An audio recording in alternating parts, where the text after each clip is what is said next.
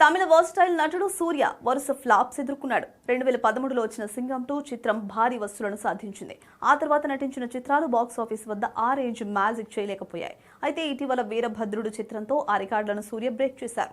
కరుపు ఏకంగా 300 కోట్ల రూపాయల గ్రాస్ కలెక్షన్స్ రాబట్టి సంచలన విజయం సాధించింది. సింగం 2 బాక్సాఫీస్ నంబర్లను దాటడానికి సూర్యకు ఏకంగా 13 ఏళ్ల సమయం పట్టడం విశేషం.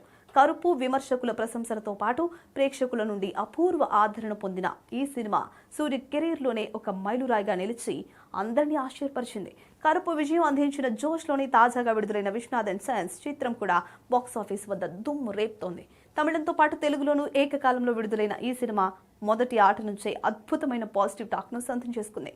కుటుంబ కథాంశంతో పాటు సూర్య నటనకు ప్రేక్షకులు బ్రహ్మరథం పడుతుండటంతో ఈ చిత్రం కూడా బ్లాక్ బస్టర్ దిశగా వేగంగా దూసుకుపోతోంది.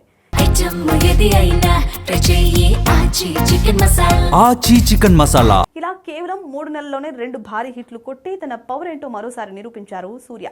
జస్ట్ 2 రోజుల్లోనే ఈ సినిమా 100 కోట్లకు అటు ఇటుగా వసూలు రాబట్టి బ్లాక్ బస్టర్ హిట్ గా దూసుకెళ్తోంది. తమిళ కంటే కూడా తెలుగులో ఈ సినిమా అదరగొడుతోంది. శనివారం ఫస్ట్ షో, సెకండ్ షోకు హౌస్ఫుల్ బోర్డ్స్ కనిపించాయి. ఒకప్పుడు వరుస ఫ్లాప్స్ చూసిన సూర్య ఇప్పుడు జస్ట్ 3 మంత్స్ లో 2 బ్లాక్ బస్టర్ హిట్స్ ఇచ్చేశాడు.